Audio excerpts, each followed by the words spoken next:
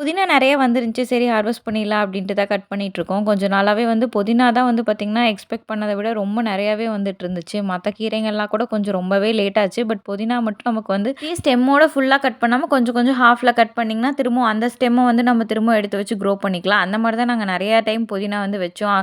ஒரு சிலது கொஞ்சம் வாடினாலும், ஒரு சிலது வந்து நல்லா வந்து நெறையா புதினா வர ஆரம்பிச்சுருச்சு. பட் இனிமேல் இந்த கீரைங்கலாம் நெறையா வருமான்னு தெரியல. ஏன்னா டெம்பரேச்சர் வந்து சேஞ்ச் ஆக ஆரம்பிச்சுருச்சு. கொஞ்சம் ஈவினிங் டைம்ல லைட்டா இப்பயே கோல்டு வர ஆரம்பிச்சுச்சு.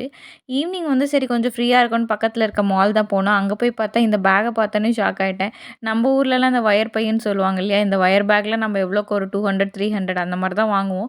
பட் இங்க மால்ல வச்சிருந்தாங்க. பிரைஸ்லாம் பார்க்கும்போது நார்மல் ஹேண்ட் பேக்ஸ விட இதுதான் ரொம்ப அதிகமா இருந்த மாரி இருந்தது. இந்த பிங்க் கலர் பார்த்தீங்கன்னா, $25 வருது கிட்டத்தட்ட. அதுல ஒரு சிலதுலாம் கிளியரன்ஸ் போட்டிருந்தாங்க. 39, $40 வந்து கிளியரன்ஸ்ல $25 அந்த மாரி போட்டிருந்தாங்க. இத பத்தி என்ன நினைக்கிறீங்கன்னு மறக்காம கமெண்ட்ல சொல்லுங்க. வீடியோ பிடிச்சிருந்தா ஃபாலோ பண்ணுங்க.